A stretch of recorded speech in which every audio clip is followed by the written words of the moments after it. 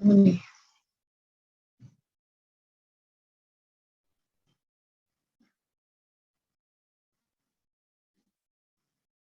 Kok nggak mau nih?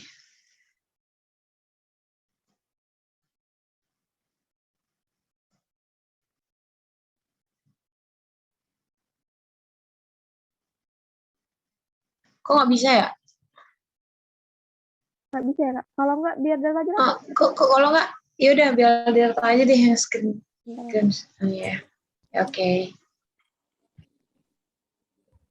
Ntar Nopan minum dulu, Wak. Ntar. Iya, minum Nopan.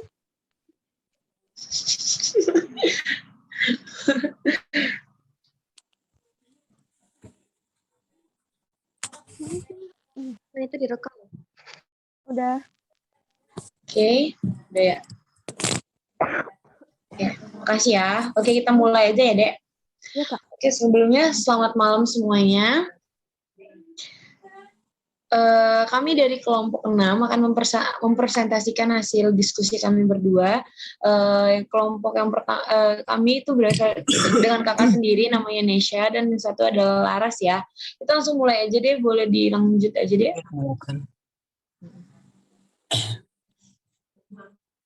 Nah, jadi pokok bahasan di materi yang ini adalah yang pertama kita akan membahas tentang pengertian isolasi protein, lalu selanjutnya kita akan membahas tentang prinsip isolasi protein, lalu yang ketiga ada teknik-teknik isolasi protein, yang keempat yaitu adalah pengertian dari pemurnian protein, dan yang kelima adalah teknik-teknik pemurnian protein. Next.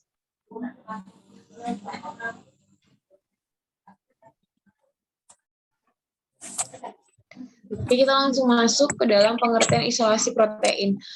Nah, isolasi protein itu merupakan suatu cara yang digunakan untuk memisahkan protein dan makromolekul lain yang tidak diinginkan. Nah, teknik isolasi protein ini harus mempertimbangkan sifat-sifat fisik atau kimiawi dari protein tersebut agar tidak terjadi perubahan konfirmasi atau aktivitasnya. Lanjut, Dek.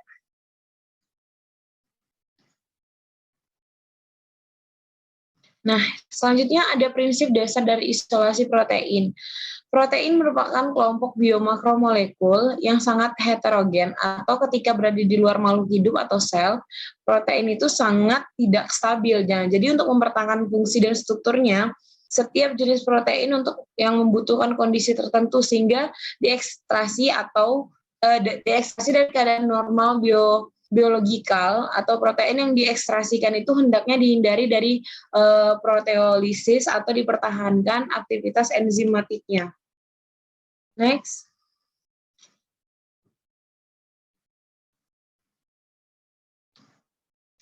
Nah, kita langsung masuk ke dalam teknik-teknik isolasi protein. Nah, yang pertama itu ada namanya pemanasan protein. Di pemanasan protein ini, itu protein-protein dalam suatu organisme memiliki tingkat kestabilan terhadap suhu dan pH yang berbeda-beda. Nah, yang kedua ada sonikasi. Nah, sonikasi frekuensi ini adalah metode yang banyak digunakan untuk menghancurkan sel dan organel. Selanjutnya,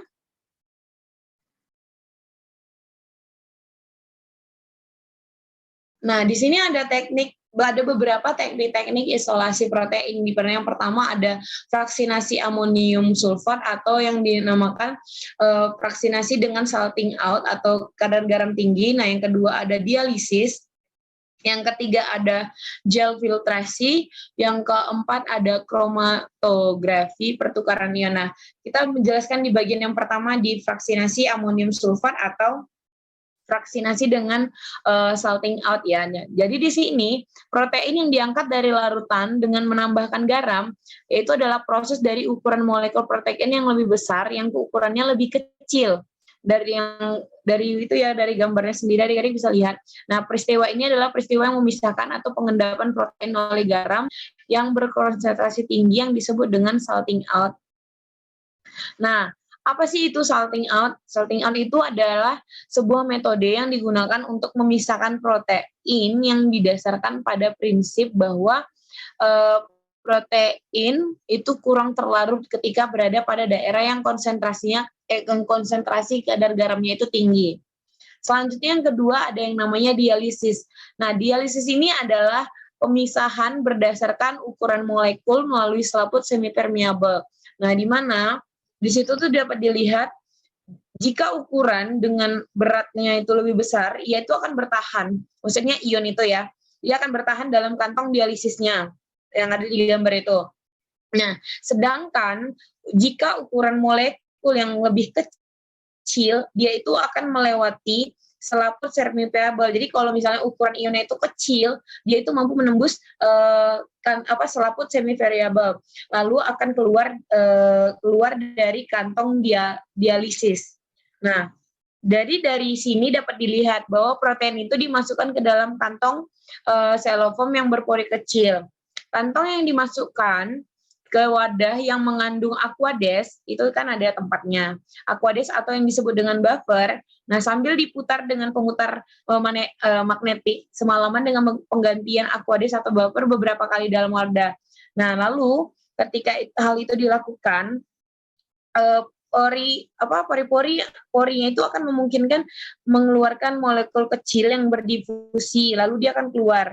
Nah, jadi melalui molekul besar, jika molekul yang keluar itu besar, dia akan tertahan di dalam kantong yang dapat untuk melakukan itu. Jadi ketika pori itu memungkinkan molekulnya itu kecil dibilangnya molekulnya, pokoknya ketika ionnya itu kecil dia mampu keluar dari kantong tersebut, seperti itu. Selanjutnya ada yang namanya gel filtrasi. Oke, gel filtrasi ini adalah dilakukan menggunakan butiran berpori atau kolom yang dibangun dengan butiran tersebut yang mempunyai dua pengukuran, yaitu volume cairan atau volume eksternal, yaitu molekul yang besarnya melewati volume eksternal ketika molekul kecil melewati volume internal. Dalam artian dari gambarnya itu nanti coba bisa dibesarin deh sedikit gambarnya. Nah, ketika campuran protein itu dilewatkan melalui proses yang di bagian kolom gel filtrasi itu dan dibiarkan perkolasi melewati kolomnya. Nah, dari situ yang terpenting pada gel filtrasi adalah diameter pori yang dapat dimasukkan melalui volume internalnya. Dan diameter hidrodinamiknya itu, dinamik molekul proteinnya itu mempunyai diameter yang sangat kecil, sama dengan diameter rata-rata pori-pori butiran yang akan memasuki volume internal yang akan menjadi bagian dari matriks gel. Selanjutnya ada kromatografi pertukaran ion. Oke, sebentar.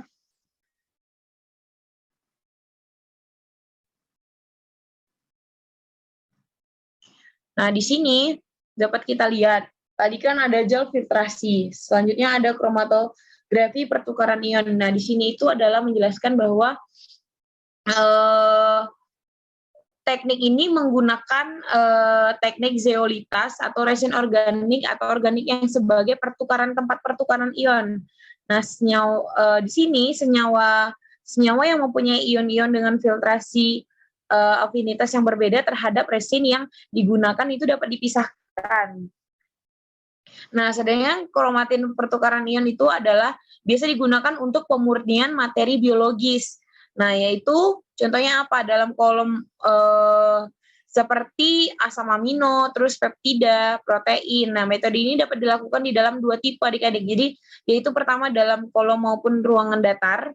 Nah, terdapat dua tipe pertukaran, yaitu pertukaran kation dan pertukaran anion. Nah, pada pertukaran kation ini, fase stasioner bermuatan negatif, sedangkan pada pertukaran anion itu fasenya yang terdapat pada stasioner bermuatan positif, maka molekul bermuatan yang berada pada fase cair akan melewati kolom. Nah, jika muatan pada molekul yang sama dengan kolom, maka itu tuh akan bermuatan tidak sama dengan kolom gitu jika keluar. Selanjutnya ada ultrafiltrasi, di mana ultrafiltrasi adalah varian dari membran filtrasi yang di mana tekanan hidrostatisnya itu mendorong cairan melewati membran semi variabel seperti gambar yang ada di analisis itu. Nah, endapan padat yang bercampur dengan berat molekul besar bertahan, sedangkan air dan campuran dengan berat molekul kecil melewati membran gitu ya. Nah, selanjutnya pada proses pemisahan yang digunakan dalam industri atau penelitian untuk memurnikan atau memekatkan campuran molekul mikro. Nah, itu terutama dalam campuran protein ya, ultrasi itu tidak jauh berbeda dari mikrofiltrasi atau nanofiltrasi, kecuali dalam ukuran molekul yang tertahan seperti dialisis tadi.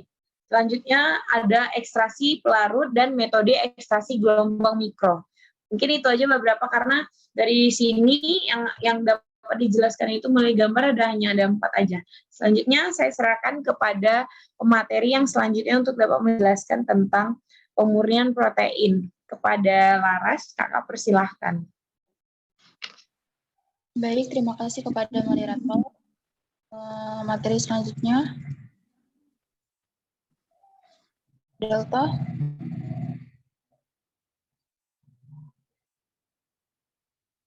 Nah, baiklah, di sini saya akan menjelaskan mengenai pengertian dari pemurnian protein.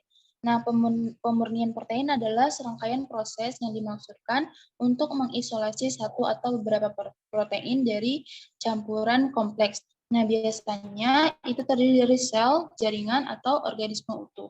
Nah, pemurnian protein sangat penting untuk spesifikasi fungsi, struktur, dan interaksi protein yang diinginkan. Lanjut. Nah, selanjutnya, adapun prinsip pemurnian protein menggunakan kolom menurut Eliashev 2005 adalah sebagai berikut.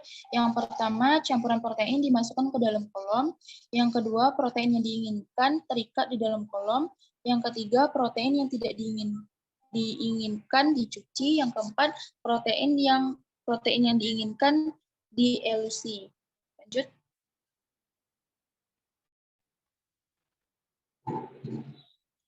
Nah, selanjutnya adapun teknik-teknik pemurnian protein. Yang pertama itu ekstraksi. Nah, di mana dalam teknik ekstraksi ini jika protein yang diinginkan tidak disekresikan oleh organisme ke dalam larutan di sekitarnya, maka pertama dari setiap proses pemurnian adalah gangguan pada sel-sel yang mengandung protein tersebut. Nah, bergantung pada seberapa rapuh protein dan seberapa stabil sel-selnya, seseorang dapat menggunakan salah satu metode, yaitu yang pertama pembekuan dan pencairan berulang, yang kedua sonikasi, yang ketiga homogenisasi dengan tekanan tinggi, yang keempat homogenisasi dengan menggiling, yang kelima permeabilisasi dengan deterjen atau enzim. Kemudian yang kedua yaitu teknik presipitasi dan pelarutan diferensial. Nah, di mana presipitasi ini merupakan penambahan senyawa yang hanya menggumpalkan protein dan tidak menggumpalkan bahan lain, akan memisahkan dan lebih memurnikan protein yang akan dihasilkan. Nah, dalam pemurnian protein massal, langkah pertama yang umum untuk mengisolasi protein adalah pengendapan dengan amonium sulfat. Lanjut.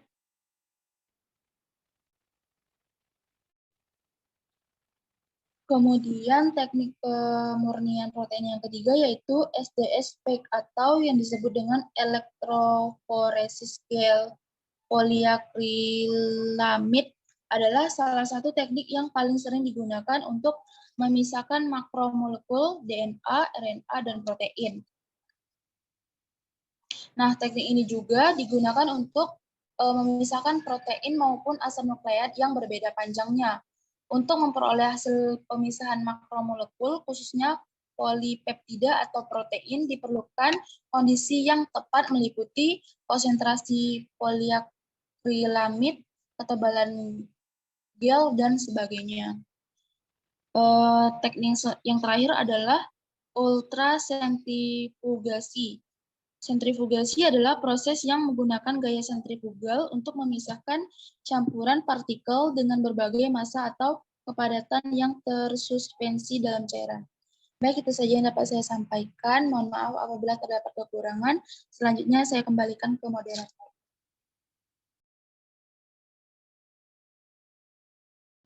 Baik, terima kasih Laras yang telah mempresentasikan makalah pada hari ini. Selanjutnya, mungkin itu aja yang dapat kami sampaikan. Selanjutnya kita masuk ke tahap selanjutnya, ke sesi yang berikut, yaitu dalam masukan, kritik, dan saran kepada adik-adik yang mau memberikan kritik, masukan, dan sarannya, kami persilahkan.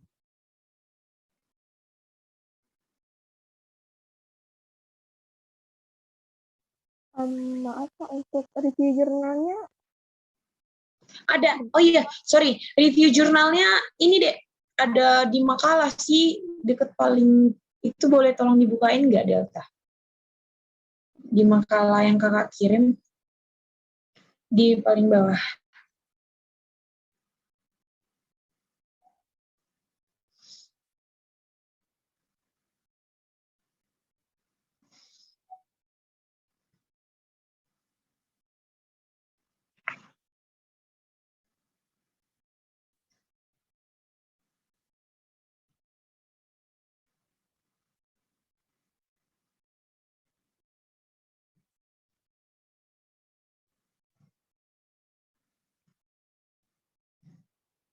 udah kelihatan belum Kak? Review jurnalnya. Di tempat kakak belum sih? Belum ya? Yang lain gimana? Iya, belum. Tadi masaknya kita aja. Udah Kak? Bentar, masih hitam. Yang paling bawah, oke. Oh, baik, dari review yang kami dari jurnal yang kami review, di sini kan judul dari jurnal tersebut adalah Recovery Enzim Protase dari jeroan ikan tuna dengan teknologi ultrafiltrasi dengan reverse osmosis. Nah, di sini subjek penelitian itu adalah bahan-bahan yang digunakan meliputi itu jeroan ikan tuna atau es batu, buffer trisbase, HCl, N3, CaCl, terus Aquades, NaOH, sedangkan bahan untuk pengujian meliputi selenium, heksana, dan lain sebagainya. Selanjutnya metode penelitiannya yang dilaksanakan itu, penelitian ini dilaksanakan dalam beberapa tahapan yang meliputi preparasi dan analisis proksimat jeroan ikan tuna. Nah, dari hasil yang, boleh next lagi? Jadi dari hasil pembahasannya, yaitu di sini adalah pengukuran kadar protein. Naik lagi deh sedikit. Oke. Nah, jadi dari hasil pembahasan itu adalah hasil pengukuran kadar protein dan aktivitas dari enzim protase yang memperlihatkan nilai yang cenderung menurun setelah proses ultrafiltrasi. Nah, maupun ukuran pori-pori dari membran UV lebih besar daripada ukuran molekul protein, sehingga setengah dari keseluruhan protein masih ditahan oleh membran ini. Tertahannya protein ini diduga disebabkan oleh agregasi protein yang muncul pada larutan atau pada mulut pori di bawah kondisi dinamis atau konvektif. Nah, pada formasi dari lapisan fouling pada permukaan membran gitu. Nah, terus lembesan dari permukaannya itu bebas masih menggunakan memungkinkan molekul yang lebih kecil untuk lewat, walaupun agregasi protein dan endapan partikel besar lainnya dapat pada permukaan membran membentuk lapisan fouling. Oleh karena itu, enzim dengan bobot molekul yang kecil dengan ukuran 2 kDa atau transfeed dengan 27 kDa untuk kemotripsin, nah menjaga struktur stabilnya pada buffer tris HCl yang digunakan pada penelitian ini. Nah, selanjutnya yang kami simpulkan adalah enzim protase pada jeroan ikan tuna itu dapat dimurnikan melalui proses UV atau RO. Nah, teknik pemurnian enzim dengan metode UV ini bertingkat serta karakteristik dari bahan UV untuk enzim protase yang dihasilkan perlu dikembangkan untuk meningkatkan hasil dari naik lagi deh.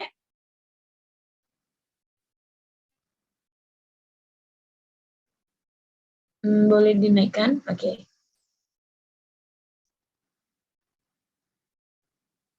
Yang hasil kesimpulannya.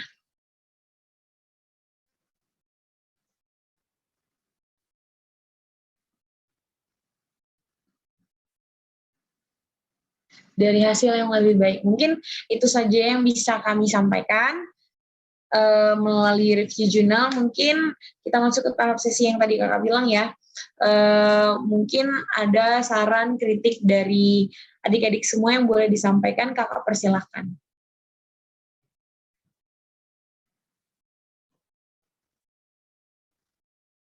Ada yang ingin memberikan masukan dan sarannya?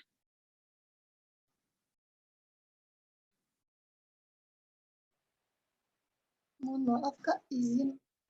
Ya.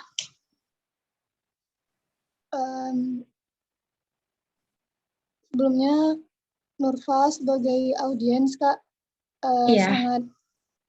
sangat berterima kasih gitu karena presentasi Kakak dan juga Direntania. Yang Nurfa sedikit dari tanggapan terkait dengan mungkin ini sih Kak, mungkin lupa gitu ya. Gelar ibunya mungkin seingat Nurfa itu MSI Kak gitu. Tapi Oh mungkin iya itu ya. Penulisannya kayak typo kayaknya deh. Iya, MSI sih setahu Kak. Ya udah nanti mungkin diperbaiki lagi ya. Terima kasih, Dek.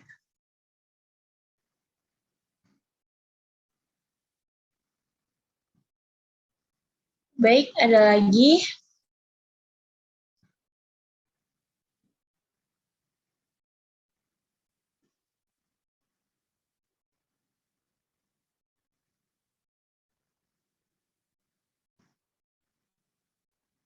Kalau ada Delta boleh ditutup aja nggak apa-apa. Kita masuk, jika nggak ada nih, kita langsung masuk ke sesi tanya jawab aja gitu.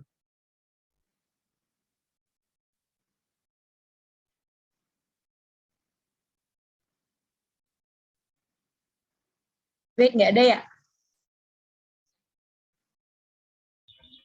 Isinya nggak Ini nggak ada, Kak. Nggak ada ya. Berarti kita langsung masuk ke sesi selanjutnya ya.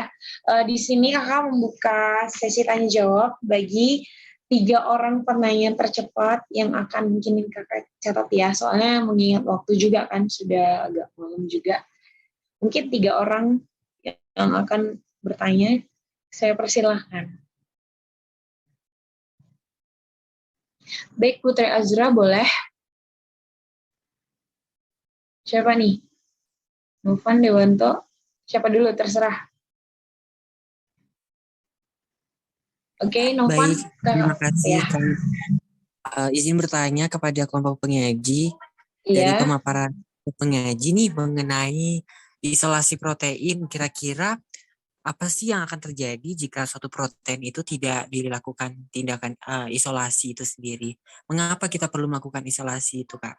Terima kasih, Kak. Oke. Mungkin dari terima kasih. Iya. Tadi kakak review ulangnya sedikit, Novan. Tadi pertanyaannya apa yang terjadi jika isolasi protein itu tidak apa? Jika protein tidak diisolasi, Kak. Oh, jika protein, apa yang terjadi jika protein tidak diisolasi ya?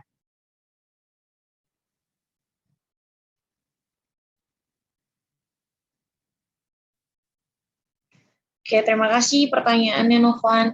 Selanjutnya kepada Dewanto, kakak persilahkan. Baik, terima kasih kepada kakak moderator. Iya. Pertanyaan saya, kan tadi kita udah belajar nih terkait dengan teknik isolasi dan sebenarnya apa itu isolasi protein. Nah, pertanyaan saya adalah begini.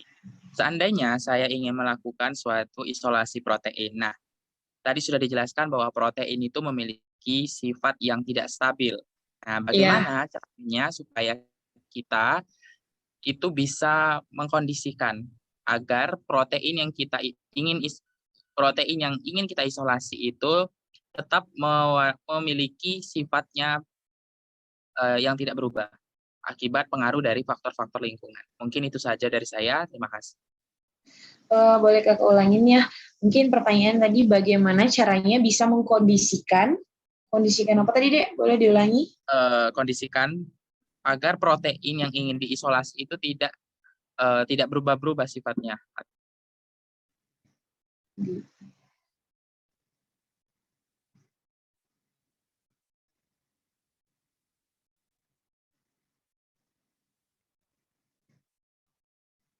Oke, kakak ulangi ya, Dewanto. Di sini pertanyaannya itu bagaimana caranya agar bisa mengkondisikan protein yang diisolasi itu tidak berubah-ubah sifatnya, gitu ya? Ya, benar.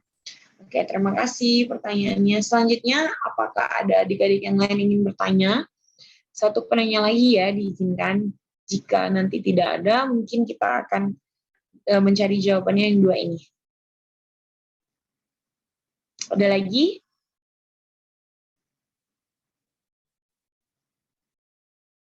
Oke, Delta. Oke, Delta boleh. Izin bertanya Kak, Iya, Dek. Silakan.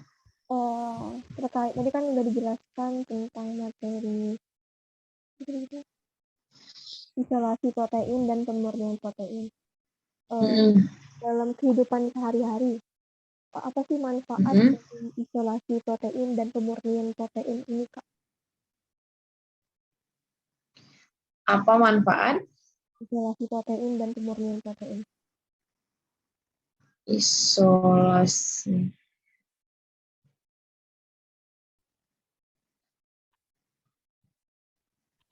Oke, pertanyaan Kak ulangi ya.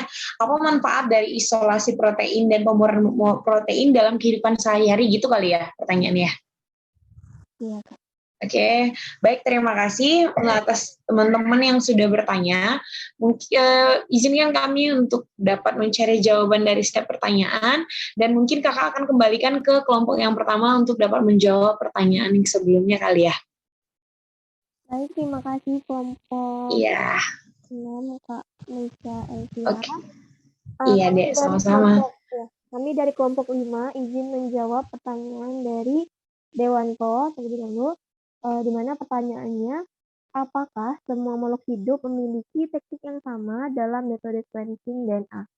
Nah, dari sumber referensi yang kami baca, untuk teknik sequencing pada setiap makhluk hidup dari mikro maupun makro itu berbeda. Nah, kenapa? Di sini kami menemukan sequencing DNA pada mikro, contohnya itu pada bakteri, itu adalah menggunakan metode sequencing 16S, di mana sequencing 16S RNA ini sesuai untuk identifikasi bakteri karena gen ini terdapat pada semua organisme. Gen penyanding 16S RNA ini mempunyai daerah berbeda yang terdiri atas sequence gen yang konservatif dan berguna untuk mengkonstruksi pohon filogenik yang lebih diskriminatif. Nah, itu jawaban dari kelompok kami. Apakah teman-teman ada yang ingin menambahkan? Novan mau menambahkan ya? Novan mau menambahkan?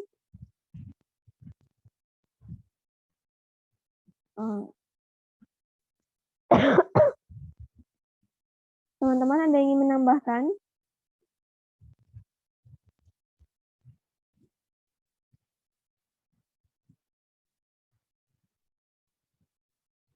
Apakah Dewanto bisa menerima jawaban kami? Cukup jelas, penyaji. Terima kasih atas jawabannya. Terima kasih kembali Dewanto. Kalau misalnya tidak ada, kami lanjutkan. Mungkin ini kita keluar dulu, Mas. Keluar dulu nggak? 4 menit lagi. Iya, boleh. Keluar aja dulu ya teman-teman, nanti sambung. Ya, keluar dulu baru masuk lagi. Stop ya. Baiklah, kami akan menjawab pertanyaan yang kedua dari Aisyah. Apa saja kesulitan? Aisyah udah ada belum? Aisyah udah, oh iya. Apa saja kesulitan atau hambatan dalam mendeteksi DNA? Nah, biasanya ini terjadi pada saat kecelakaan ya, dari yang kami baca. Contohnya itu pada subjek atau mayat yang sudah busuk. Nah, itu sangat sulit sekali untuk mendeteksi DNA-nya. Kenapa? Karena di sana sudah dari darahnya, dari bentuk kulitnya, atau dari ini udah sangat sulit deteksi ini siapa dan bagaimana untuk mendeteksinya. Takutnya kurang tepat. Yang kedua itu bergantung pada derajat kekerabatannya. Misalnya dalam satu pesawat ini, itu kan banyak sekali penumpang. Dalam satu pesawat banyak penumpang. Nah, seandainya pesawat ini jatuh, dan itu hancur seluruh orang-orang di dalamnya, itu sangat kesulitan sekali untuk mendeteksinya. Mungkin dari tubuhnya udah kemana-mana dan sulit untuk mendeteksi orangnya itu, dan kerabatannya yang cukup rapat. Itu dari kelompok kami. Apakah teman-teman ada yang ingin menambahkan jawaban dari kelompok kami?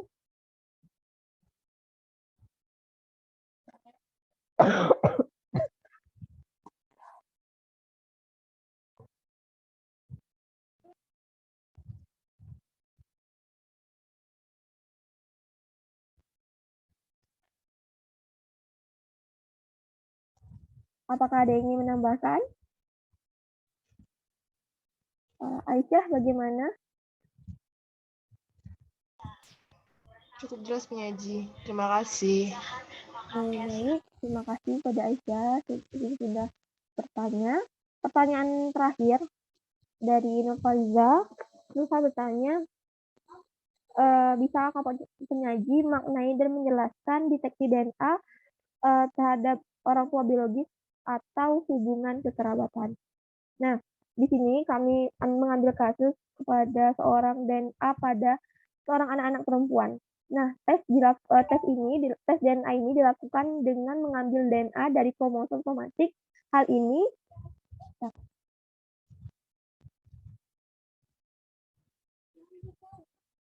dikarenakan ikatan DNA di bagian somatik hampir sama pada setiap orang karena fungsi adalah membentuk fungsi serta organ tubuh. Nah, kalau terjadi kesalahan urutan, maka akan menyebabkan gangguan pada manusia yang bersangkutan. Pada inti sel ini juga terdapat area yang dikenal sebagai area STR atau short term repeat. Sifatnya untuk karena berbeda-beda pada setiap orang. Nah, letak perbedaan adalah pada urutan pasang basa yang dihasilkan dan urutan pengulangan STR. Urutannya ada A, G, A, C, T, akan beda dengan seorang yang memiliki antibodian A, G, A, C, T, juga dengan urutan pengulangan yang bersifat unik. Pola ini diwariskan oleh orang tua. Nah, caranya adalah dengan mengambil STR dari si anak, kemudian akan dianalisis di laboratorium apakah urutannya sama atau tidak. Nah, tidak hanya selain di urutan saja, proses selanjutnya adalah melihat nomor kromosom. Misalnya pada hasil pemeriksaan seorang anak ditemukan pada kromosom nomor 3, urutannya adalah AGACT dengan pengulangan 2 kali. Kalau orang tua mengaku kandung jika memiliki pengulangan yang sama pada nomor kromosom yang sama, maka dapat disimpulkan antara dua orang ini memiliki hubungan kekeluargaan. Nah, seorang bisa dikatakan memiliki hubungan darah atau punya anak yang sama dengan kalau urutan dan pengulangan. Maka kedua orang yang dicek terbukti punya ikatan saudara kandung atau hubungan darah yang dekat. Jumlah ini terbilang kecil jika dibandingkan dengan keseluruhan ikatan spiral dalam tubuh manusia yang jumlahnya miliaran.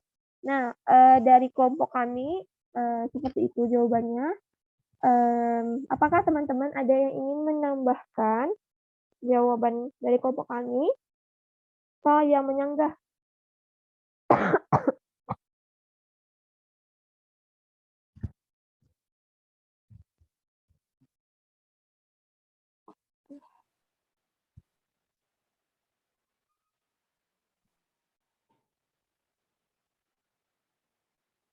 Ada yang ingin menambahkan?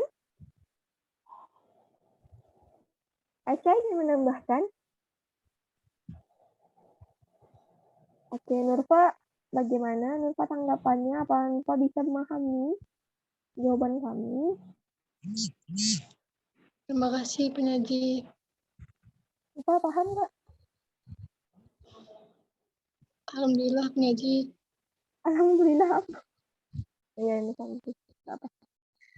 Baiklah, sekian dari presentasi kelompok kami. Mohon maaf apabila selama presentasi tadi kami menyampaikan kata-kata yang kurang berkenan di hati teman-teman. Karena sebentar lagi bulan puasa, kami mohon maaf. Marhaban ya Ramadan, teman-teman. Terima kasih. Assalamualaikum warahmatullahi wabarakatuh. Kami kembalikan kelompoknya.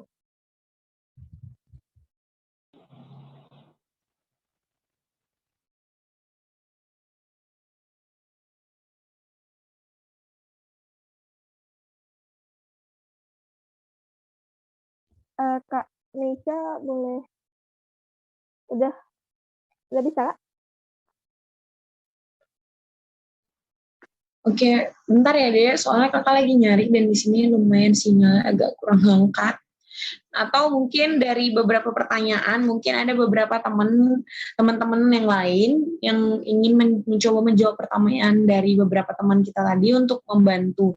Jika nanti mungkin karena waktunya juga sudah habis, nanti apa boleh kita diskusikan di grup aja gitu untuk setiap jawaban dari pertanyaannya.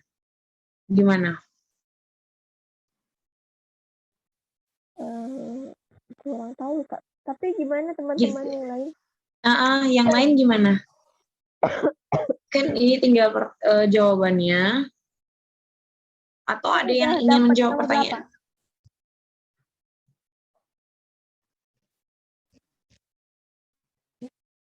Soalnya beberapa pertanyaan nih. Apa Dek? Gimana? Kakak udah dapat 2 atau 1 gitu, tante aja nanti sisanya mungkin bisa menyusul di Telegram. Oh, oke. Bentar ya, pertanyaan gue.